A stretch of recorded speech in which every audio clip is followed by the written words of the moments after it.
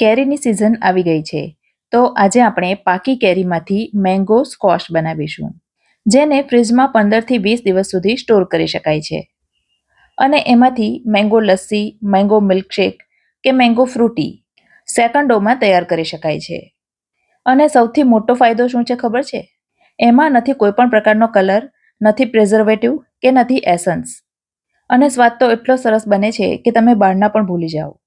તો friends, channel પર તમે નવા હો અને મારી ચેનલ ફૂડ વિથ ફાલ્ગુનીને તમે હજી સુધી સબસ્ક્રાઇબ ન કરી હોય તો જલ્દીથી સબસ્ક્રાઇબ કરી દેજો.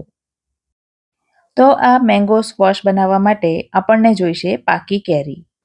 કોઈ પણ પાકી, મીઠી અને કલરફુલ કેરી તમે લઈ શકો. તો 3 કેરી મેં અહીં લીધી છે અને સાથે લીધી છે 1 કાચી કેરી. આ બધી કેરીઓને મિક્સરમાં ગ્રાઇન્ડ કરવાની છે, પણ એમને મિક્સરમાં લેતા પહેલા ફરીથી હું તમને એમનો માપ જણાવી દઈશ. કાચી અને પાકી બંને પ્રકારની કેરીની પહેલા તો છાલ ઉતારી લેવાની અને ત્યાર પછી એના નાના નાના ટુકડા કરી લેવાના, જેથી માપ કરવામાં આપણને સરળતા રહે.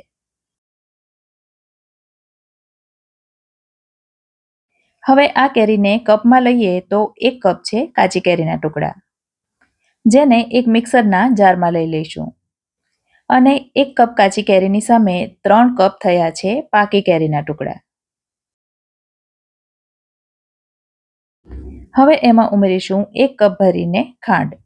જો તમારી પાકી કેરી વધારે પડતી મીઠી હોય તો તમે 1/4 કપ ખાંડ પણ લઈ શકો, અને કેરી થોડી મોડી હોય તો 1/4 કપ ખાંડ લઈ શકાય.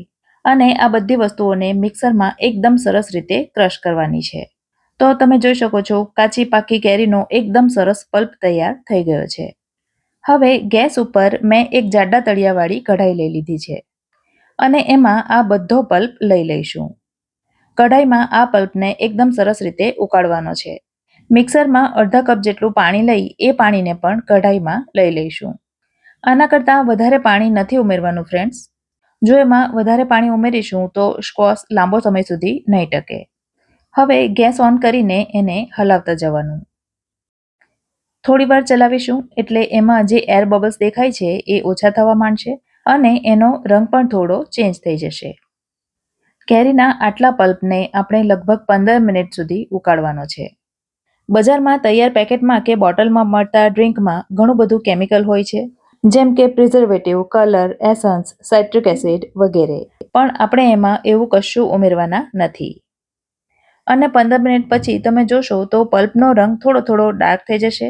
એની કિનારીઓ પર ચોંટેલો પલ્પ ઘટ્ટ થવા માંડશે. એટલે સમજવાનું કે એ હવે તૈયાર થઈ ગયો છે.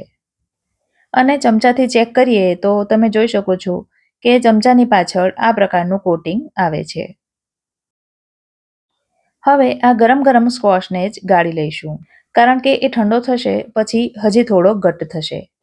અત્યારે ગરમ છે તો ગાળવામાં સરળતા રહેશે. ગાળવાથી એમાં જે થોડા ઘણા જે રેશા રહી ગયા હશે એ બધા નીકળી જશે. તો તમે જોઈ શકો છો આ પ્રકારના ઝીણા ઝીણા પાતળા પાતળા રેશા બચ્યા છે, જેને આપણે કાઢી નાખીશું.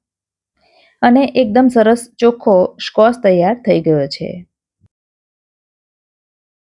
હવે એને એક જંતુરહિત કરેલી કાચની બોટલમાં ભરી દઈશું. એને ભરવા માટે મેં આ પ્રકારની ગળણી લીધી છે, પણ એને ડાયરેક્ટ પણ ભરી શકાય છે. હવે આ બોટલને ફ્રીજમાં રાખી દો તો એ 15થી 20 દિવસ સુધી ખરાબ નથી થતો. અને તમે જ્યારે ઈચ્છો ત્યારે એમાંથી મિલ્કશેક, ફ્રૂટી કે પછી લસ્સી આરામથી બનાવી શકો છો. અને એ કઈ રીતે બનાવવું એ પણ આપણે જોઈ લઈએ. તો સૌથી પહેલાં આપણે લસ્સી બનાવીશું. જેના માટે એક વાસણમાં તાજું મોળું દહીં લઈ લેવાનું. અને દહીં જો થોડું ઘણું ખાટું હોય તો એમાં ઠંડુ દૂધ થોડું ઉમેરી દેવાનું. સાથે જ ઉમેરીશું 2 ટેબલસ્પૂન જેટલો મેંગો સ્ક્વોશ, અથવા તો તમને જેટલી વધારે ફ્લેવર પસંદ હોય એટલો ઉમેરી શકાય. હવે પહેલાં તો વિસ્કરની મદદથી એને થોડું મિક્સ કરી લઈશું. પછી એમાં ઉમેરીશું ચપટી જેટલો ઇલાયચીનો પાવડર. અને લસ્સી પ્રમાણમાં વધારે ગળી હોય છે તો એના માટે 1 ટેબલસ્પૂન જેટલી દળેલી ખાંડ ઉમેરીશું. અને એકદમ બરાબર રીતે મિક્સ કરી દઈશું એટલે લસ્સી બનીને તૈયાર છે. તમે ઈચ્છો તો એમાં મેંગો એસન્સ પણ ઉમેરી શકો છો. ઉપરથી બદામની કાતરીથી ગાર્નિશ કરી દઈશું. એટલે સરસ મજાની મેંગો લસ્સી બનીને તૈયાર છે. હવે બનાવીશું મેંગો મિલ્કશેક. ગ્લાસમાં થોડા બરફના ટુકડા લઈ લઈશું અને 3 થી 4 ટેબલસ્પૂન જેટલો લઈશું મેંગો સ્ક્વોશ. ઉપરથી એકદમ ઠંડુ ચિલ્ડ દૂધ ઉમેરી દઈશું. ચમચીથી એકદમ બરાબર રીતે હલાવી લઈશું. તમારે જો ઘણો બધો બનાવવાનો હોય તો બ્લેન્ડરથી પણ તમે મિક્સ કરી શકો. ઉપરથી નાના નાના કેરીના ટુકડાથી ગાર્નિશ કરીશું. એટલે મેંગો મિલ્કશેક બનીને તૈયાર છે. હવે બનાવીશું મેંગો ફ્રૂટી અથવા માઝા, તમે કંઈ પણ કહી શકો. ગ્લાસમાં બરફના ટુકડા લઈ લેવાના. એમાં 3 થી 4 ટેબલસ્પૂન જેટલો મેંગો સ્ક્વોશ લઈ લેવાનો અને ઉપરથી એકદમ ચિલ્ડ પાણી રેડી દેવાનું અને એકદમ બરાબર રીતે મિક્સ કરી દેવાનું. એને પણ તમે જો વધારે ક્વોન્ટિટીમાં બનાવવાનું હોય તો બ્લેન્ડરથી મિક્સ કરી શકો. આપણે એમાં જરાય કલર નથી ઉમેર્યો, છતાં પણ એનો કલર કેટલો સરસ દેખાય છે. અને મેંગો મિલ્કશેક અને મેંગો ફ્રૂટી બંનેમાં ઉપરથી ખાંડ ઉમેરવાની જરૂર નથી. એકવાર તમે આ રીતે બનાવીને પીશો ને તો તૈયાર પેકેટ કે બોટલના તો ભૂલી જ જશો. રેસીપી કેવી લાગી કમેન્ટ કરીને જરૂરથી જણાવજો. વિડીયો જો ગમ્યો હોય તો લાઈક કરજો અને તમારા સર્કલમાં શેર કરજો. ફરી મળીશું આવી જ એક નવી રેસીપી સાથે. ત્યાં સુધી મને રજા આપો. આવજો.